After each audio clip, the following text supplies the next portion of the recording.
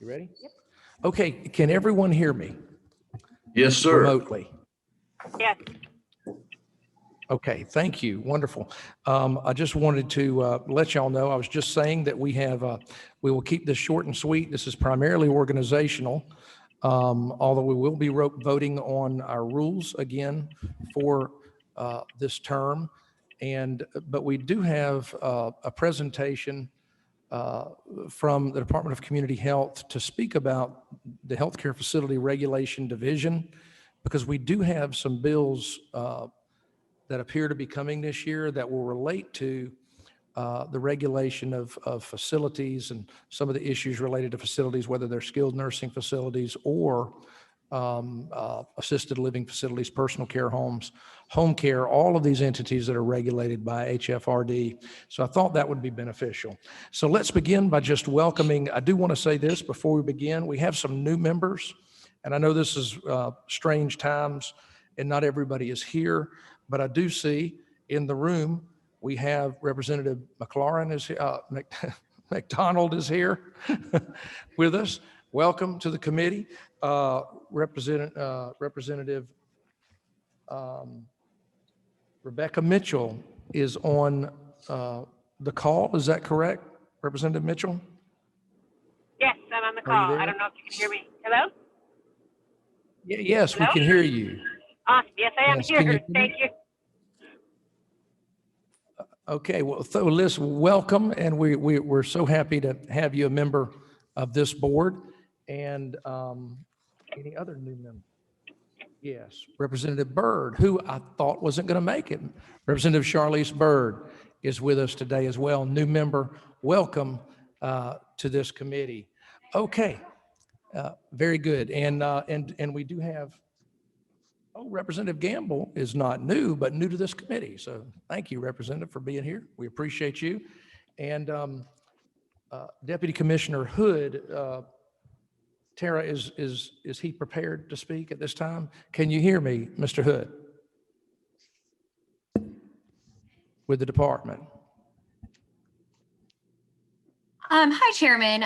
This is Caitlin Ward. I am the legislative liaison for the department. I'm going to go first, and then I'm going to hand it over to Joe to finish up our presentation.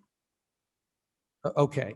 All right. Well, if you'll hang tight one moment, we will hand it over to you in just a moment. I wanted to make sure that y'all were on and able to hear us and the technology was working. Yes, so sir. Very good. So let's do this first. Oh, hey, Joe, see you now. All right, let's begin. Now that we've welcomed our new members, let's begin, and we have a quorum that is confirmed. Let's begin by adopting our rules. All of our rules were sent out to all of our members, I should say, Ms. Tara. Everyone has those. These are absolutely consistent with the rules from the last term. So, do I have a motion to accept these rules as presented? Okay, have a second. Got that. Okay, all in favor? I have a discussion on the Okay. rule.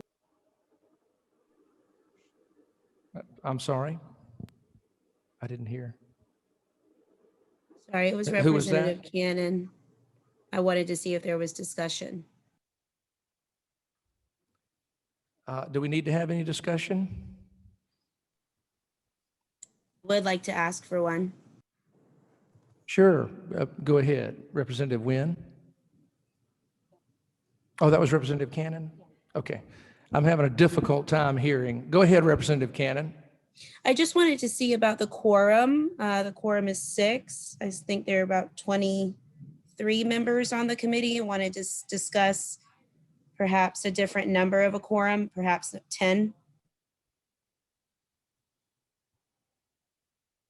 Okay.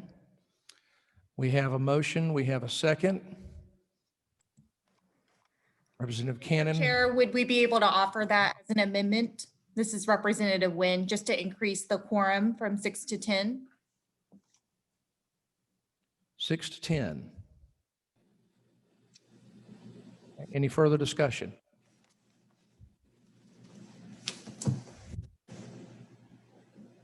It's been, oh, hold on 1 second. We're trying to get this technology. Go ahead, Representative LaHood. Yes.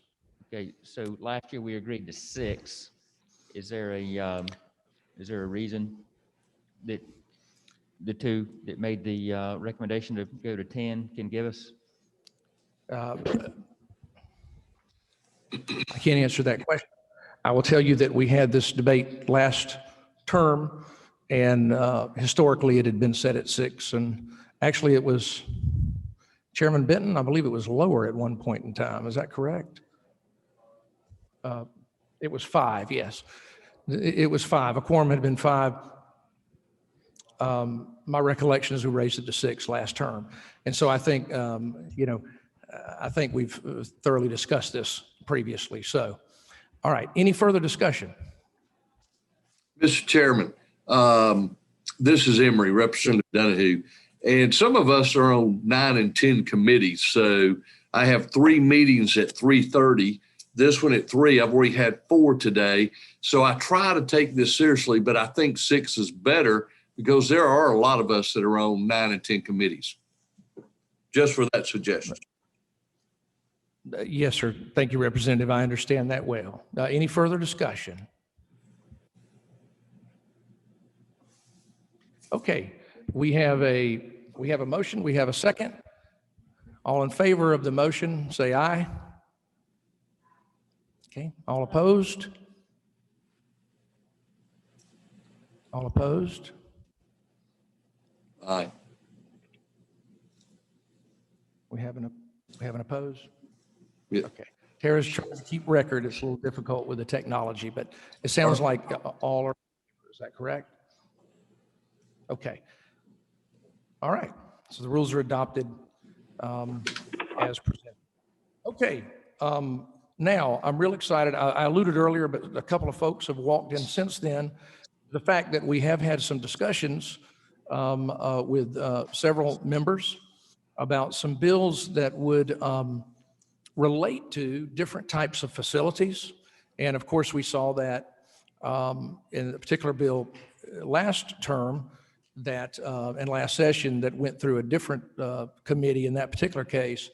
But I thought it would be helpful, as it appears we'll have some bills that relate to some of the different entities that are regulated by the Healthcare Facility Regulation Division in Georgia, which is a division of the Department of Community Health, to have them present to everybody today, especially for new members, to help them learn about this very important department, very important division that really protects the most vulnerable people in our society, the frail, the aged, children, the disabled, individuals with developmental disabilities, community living arrangements, all of these entities regulated by this division. And I thought it would be helpful for everyone to understand their role because oftentimes as a new member, it's difficult to learn what the roles are for all the different pieces of the bureaucracy. And so, Mr. Hood, we will now hand it over to you. Oh, I'm sorry. Caitlin's going to go I apologize. No Okay, problem. Caitlin, the floor is yours. Good afternoon, Mr. Chairman and committee members. My name is Caitlin Ward, and I am the legislative liaison to the Department of Community Health. DCA is an agency with a staff of about 700 people and a budget of over $16 billion. Our team is led by Commissioner Frank Berry. DCH is a regulatory compliance and finance agency with several major programs that fall under our purview. The Medical Assistance Plans Division includes both the Medicaid and Peach Care for Kids programs. Under these 2 programs, over 2 million Georgians receive their health care coverage.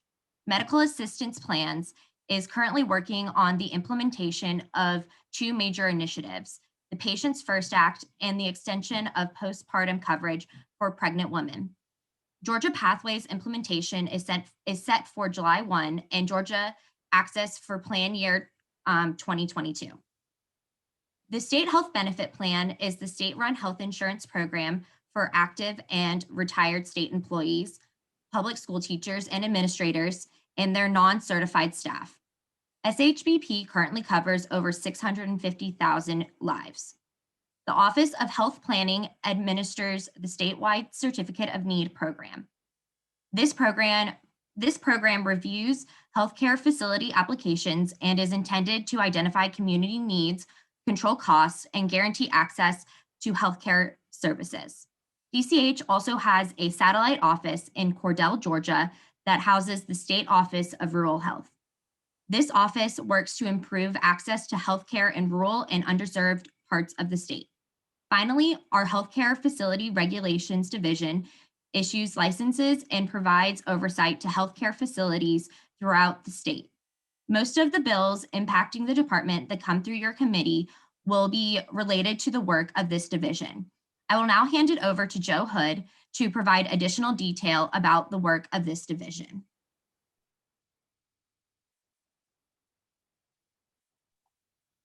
Good afternoon, Mr. Chairman and committee members. My name is Joe Hood. I'm the Chief Compliance and Technology Officer for the Georgia Department of Community Health.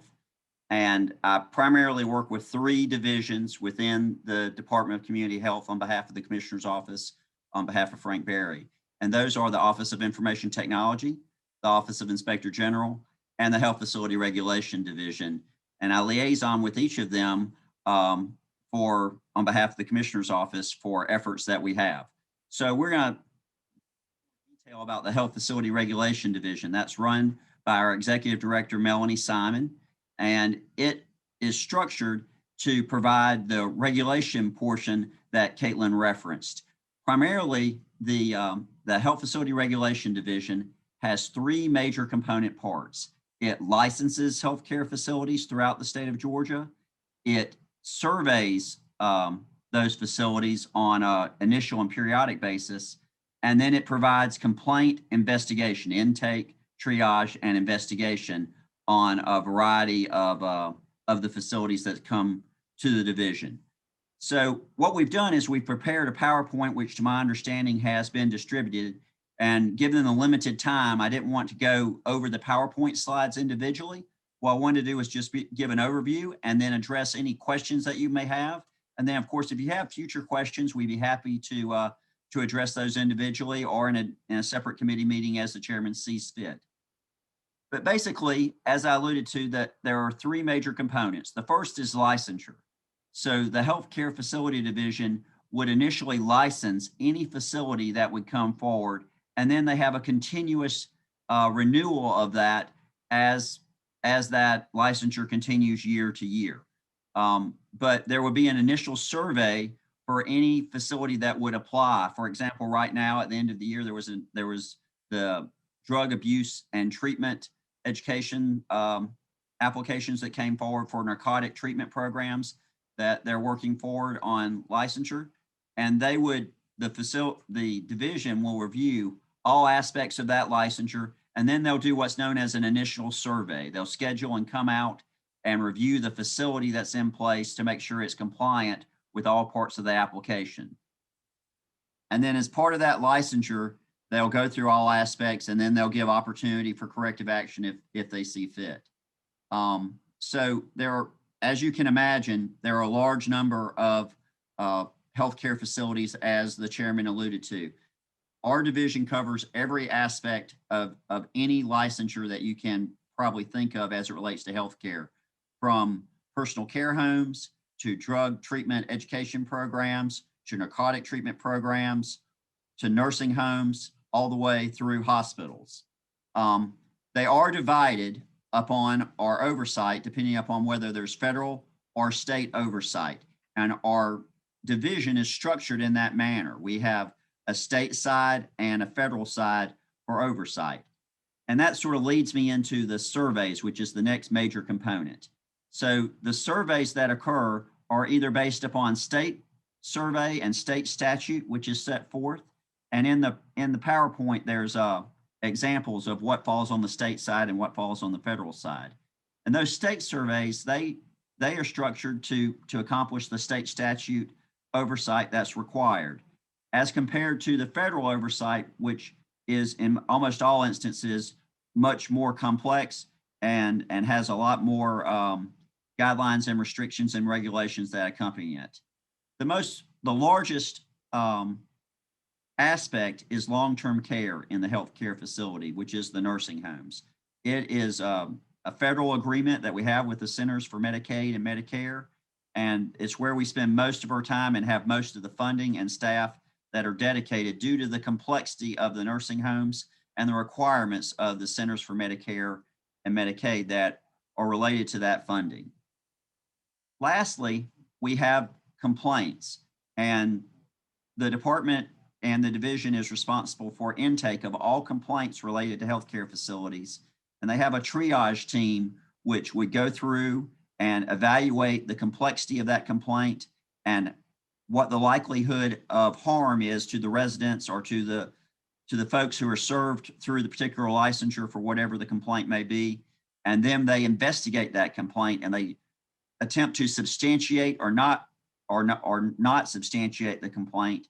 And if there's a substantiated complaint, they work on a corrective action plan that is then developed and put forward to get that service and that entity back to a place where the harm is removed and we have a corrective action plan that's approved and ultimately services are restored to a safe place.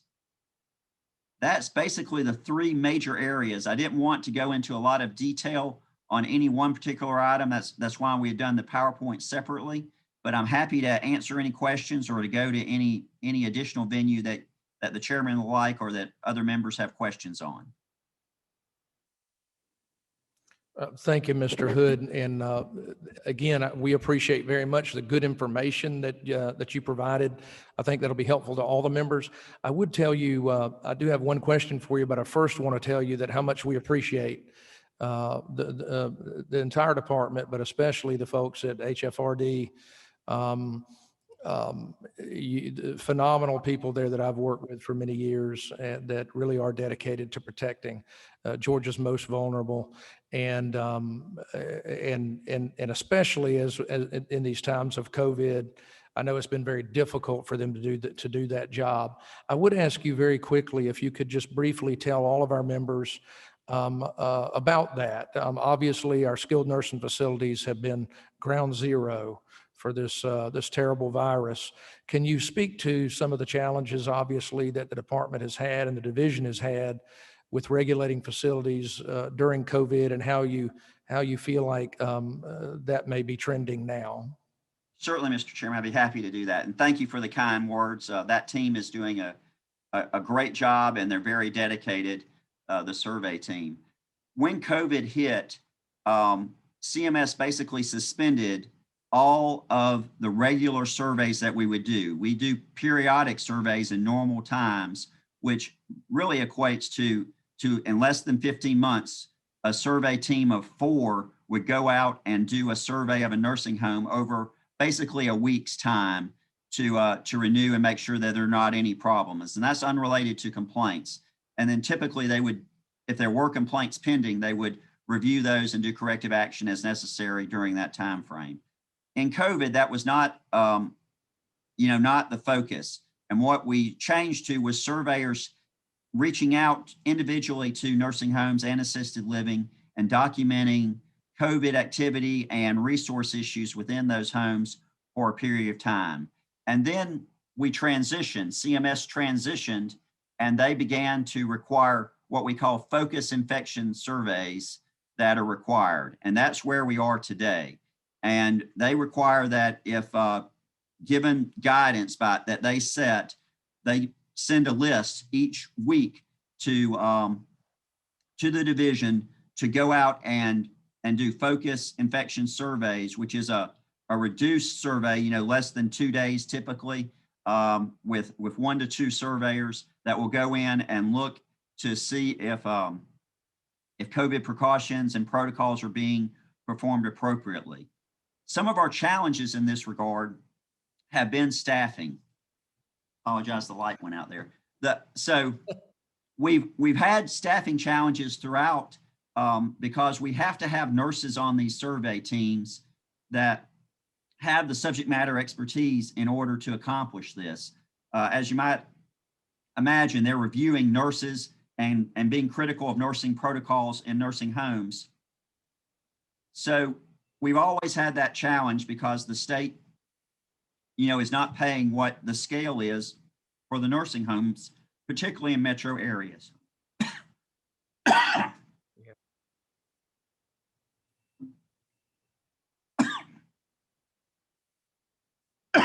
apologize there. Quite all right. So we've had a strong contracting component to the Health Facility Regulation Division. And presently we have contractors on hand who are supplementing and doing the focus infection surveys. And that's our biggest challenge right now. And you may see in the budget proposals to further those contracts to bring those forward so that we'll have enough staff support to continue on through COVID and into the next year. We've also presented staffing strategies to recruit and retain staff, particularly in metro areas north of Macon, that you may see in the budget discussions that are forthcoming. Those are the real challenges, particularly with COVID. We had many surveyors who were retired nurses or retired folks who are at risk for COVID, and you can understand the staffing challenges that occur in trying to replace them in the field. They've been very diligent in doing the work, and we've got them back to where it's appropriate doing those surveys and being supplemented with the contractors. But as we move forward, I think staffing is going to be our biggest challenge. And what we're trying to do is to do a regional recruitment and retention of staff so that there's not a travel component that is as great as we've had in the past, Mr. Chairman. I know you're familiar. We've traditionally had nurses from South Georgia that we've recruited. They end up having to go all the way up to North Georgia. And that's caused some challenges for us. We're hoping to overcome that in the future in a recruiting and retention policy on a regional basis. But that continues to be the biggest challenge in HFRD. Thank you, sir. That was, and as you know, I'm very supportive of making sure we need to make sure that our state departments are keeping the best and the brightest so that we can not only hire but retain folks, the best, like I alluded to, some of the best that you have there at HFRD. So thank you. And I was glad to support those efforts with the contract support in health appropriations this year. We do have a question from Representative McLeod. Representative McLeod, floor is yours. Yes, thank you, Mr. Hood. So when you talk about corrective action, root cause plays a part in how you make a corrective action. So you talk about resources being limited, and I'm concerned about that because, again, when we do find a problem and they don't have the resources to actually correct the problem at the root part of it, that is concerning for me. But I also wanted to ask you, what is your opinion in expanding Medicaid to help in this kind of a situation so that we get these facilities actually being able to impact any issues that come their way and for the folks that are needing that help? Okay, so the expansion of Medicaid is a policy question that is really beyond my scope. It doesn't. I will speak to it. That doesn't. The funding source doesn't relate to how we would respond to a complaint investigation. We have private pay and we have Medicaid paid services, and we're going to respond to a complaint investigation based upon its severity level. So I do want to make sure that everyone's clear on that. So there's a severity scale, and we have very qualified staff that go through testing, depending upon the facility they're responding to, and they're going to rate that. And if it rises to what we call an immediate jeopardy, we are going to give that immediate attention.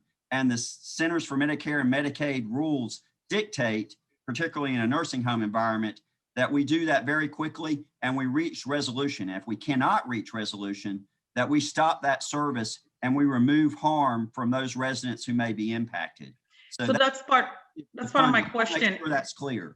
So that's just part of my question. When you do find a problem and then you say, fix it, do they have the resources to fix it effectively, that it's at the root of the problem, not just on a Band-Aid level? And again, when we get to those situations where it's really a bad situation, and we need to get corrected, do they have the resources?